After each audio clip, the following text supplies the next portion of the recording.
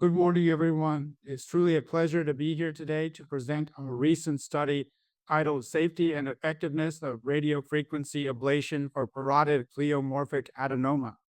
This work was led by Dr. Lee as the first author, and I'm Dr. Wei-Che Lee, the corresponding author. The main goal of our research was to compare ultrasound-guided radiofrequency ablation, RFA, and surgical excision as treatment options for parotid pleomorphic adenoma. Over the past few years, we collected a total of 88 cases, with 12 patients receiving RFA and 76 undergoing conventional surgery for the study design. In the RFA group, patients had to be over 18 years old, with tumors located in the superficial region of the parotid gland. These tumors typically caused noticeable protrusion or cosmetic concerns.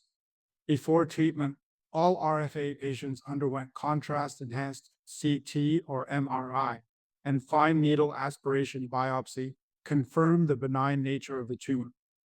Follow-up imaging was arranged at 1, 3, and 6 months post-treatment to monitor residual tumor volume. For the surgery group, all 76 patients underwent the same preoperative evaluation and follow-up protocol. Because the surgical group was much larger, we selected 48 matched cases based on age, gender, and comorbidities. However, significant differences between groups still existed, so we applied further matching criteria based on tumor size and location, resulting in a final matched comparison of 12 RFA cases and 12 surgical cases. About the RFA technique, this figure illustrates our ablation technique. The parotid gland contains multiple branches of the facial nerve. So to minimize nerve injury, we used local anesthesia on the skin and around the tumor, followed by hydrodissection at the base of the tumor to create a safe zone between the nerve and the lesion. We also employed a contactless ablation technique, with the ablation margin placed approximately 2 millimeters inside the pseudocapsule. This allows thermal energy to reach the capsule, aiming to prevent recurrence while preserving nerve function. Since there were notable differences between the two groups, which could potentially impact the overall credibility of the study, we first performed propensity score matching. As shown in this table, prior to matching, there were clear demographic and clinical differences between the two groups. After matching, baseline characteristics were well balanced. After RFA, all patients showed progressive and significant tumor shrinkage during follow-up. Cosmetic improvement was generally visible, although mild facial swelling 1 month post-treatment sometimes masked the early effects. This figure shows the volume reduction trend across the follow-up period. Here is a clinical example. This patient had a visible left cheek bulge due to a parotid mass. 1 month post-RFA, the tumor size had already reduced significantly. The patient's facial expression remained completely normal, and by 6 months, the tumor volume had decreased by 99%. Compared to surgery, RFA had significantly shorter procedure times, required no hospital stay, and resulted in lower overall medical costs, both before and after matching. How about the safety of RFA in surgical resection? Regarding complications, transient numbness over the face or auricular area was observed in a few RFA patients but resolved quickly.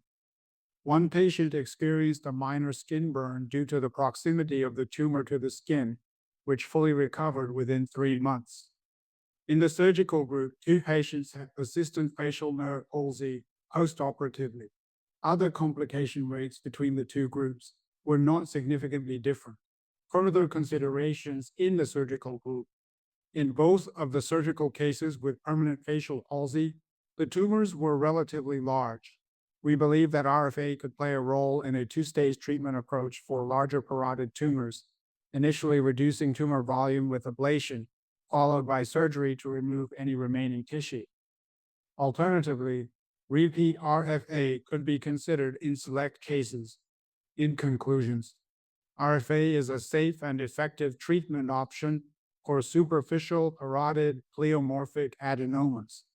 It significantly reduces tumor volume, improves cosmetic appearance, requires less time and no hospitalization, and has a comparable complication rate compared to surgery. One important issue need to be raised is that we know from prior studies that long-standing pleomorphic adenomas have an increased risk of malignant transformation, which is why surgical resection is commonly recommended. FNAB or core biopsy offers about 90% diagnostic accuracy.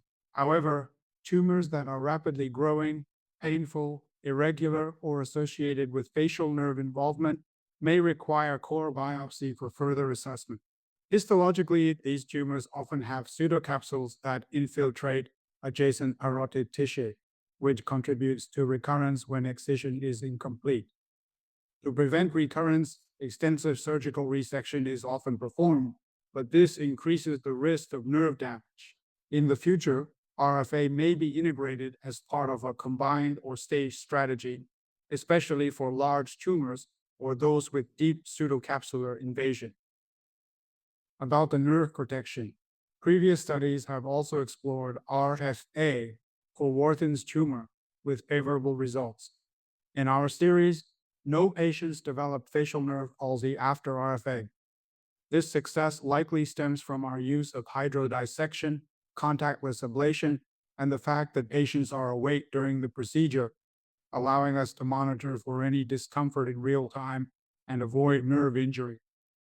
In addition, auricular hypoesthesia, which is relatively common after parotidectomy, was much less frequent in our RFA group. Of course, there are limitations. Before matching, the RFA and surgery groups had significant differences in tumor size and location.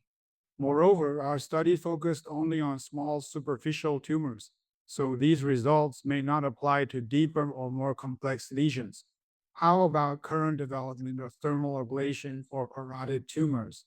Several recent studies have demonstrated the safety and efficacy of RFA in managing benign salivary tumors, including Wharton's and pleomorphic adenoma. In fact, our team at Kaohsiung Gung Memorial Hospital was among the first to use RFA in treating parotid tumors, and we've seen excellent results with minimal complications. A recent international expert consensus review has also acknowledged RFA as a promising alternative treatment modality.